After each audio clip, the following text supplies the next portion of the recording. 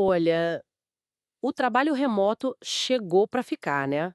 Mas aí surgem aquelas dúvidas: o que pode, o que não pode, como ficam os direitos, os deveres quando a gente trabalha de casa. Se você já pensou nisso, essa nossa conversa de hoje é para você. Vamos dar uma olhada juntos nos artigos da CLT, a Consolidação das Leis do Trabalho, que definem as regras do teletrabalho aqui no Brasil. Fica com a gente para entender os pontos mais importantes, aqueles que realmente fazem a diferença no dia a dia, tanto para quem emprega quanto para quem é empregado. Nosso foco aqui é bem direto.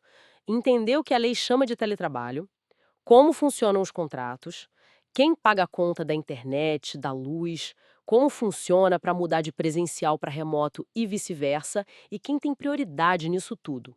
Vamos analisar os artigos 75A até o 75F da CLT, já com as mudanças mais recentes. Para começar, o básico do básico. O que a lei diz que é teletrabalho, afinal? Boa. Vamos lá.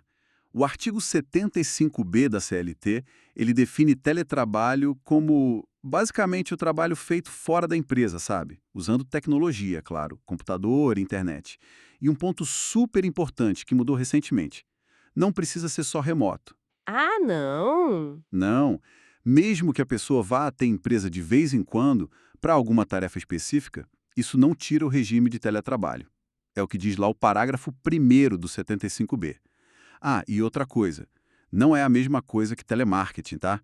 São regras diferentes. Hum, interessante isso de poder ir ao escritório sem mudar o regime. Muita gente tem essa dúvida mesmo.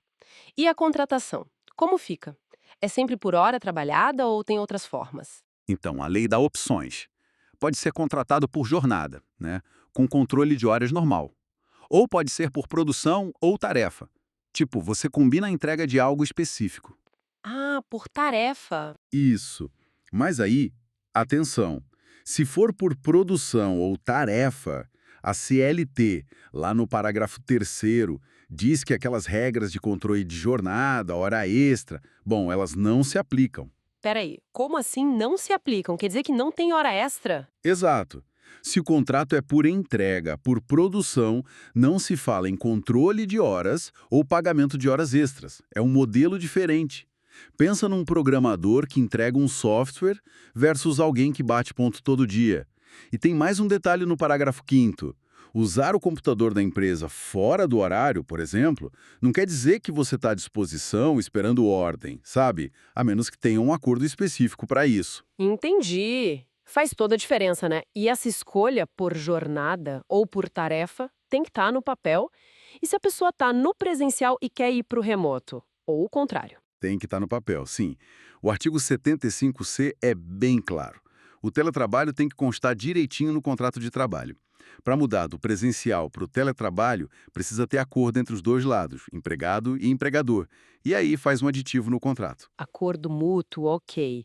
E para voltar para o presencial? Bom, aí a coisa muda um pouco. O retorno para o presencial pode ser uma decisão só do empregador. Sério? A empresa pode decidir sozinha. Pode, é o que diz o parágrafo segundo do 75C. Mas, claro, não é de um dia para o outro. A empresa tem que avisar com pelo menos 15 dias de antecedência e registrar isso também no contrato, num aditivo. Ah, e tem uma questão sobre custos nesse retorno. Se o empregado decidiu por conta própria trabalhar de outra cidade, bem longe de onde foi contratado, a empresa não é obrigada a pagar a mudança de volta para o presencial.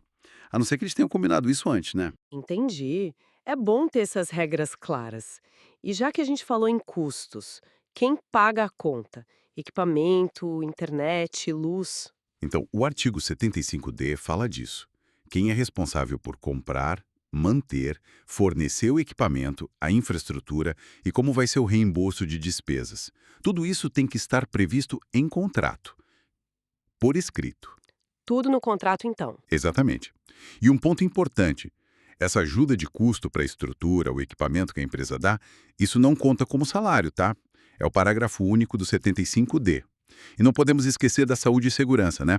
O artigo 75E diz que o empregador tem que orientar o funcionário sobre os cuidados para evitar doença, acidente de trabalho, e o empregado assina um termo dizendo que recebeu essas orientações e vai seguir. Certo, o contrato é mesmo a chave para tudo correr bem. Agora, tem alguma regra sobre prioridade? Alguém tem preferência para conseguir uma vaga em teletrabalho? Tem sim.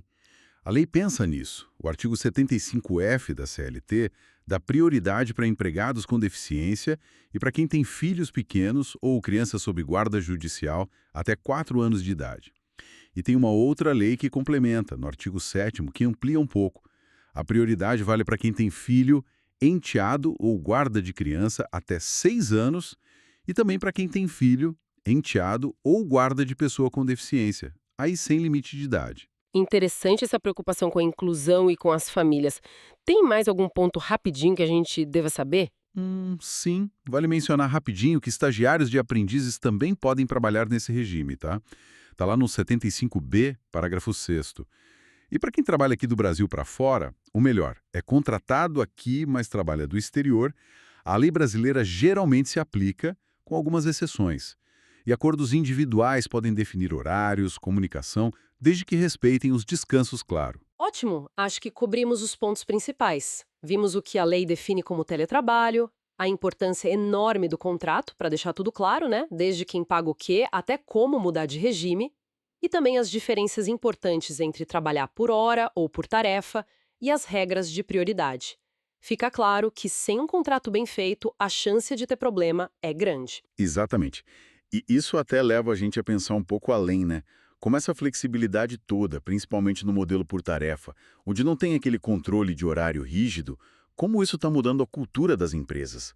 Será que estamos aprendendo a focar mais no resultado entregue do que só as horas que a pessoa passa conectada ou no escritório? É uma mudança de mentalidade, eu acho. É um ponto excelente para a gente refletir. E para continuar acompanhando análises como essa, que tentam explicar esses temas importantes de um jeito claro, não deixe de se inscrever no canal e compartilhar esse conteúdo.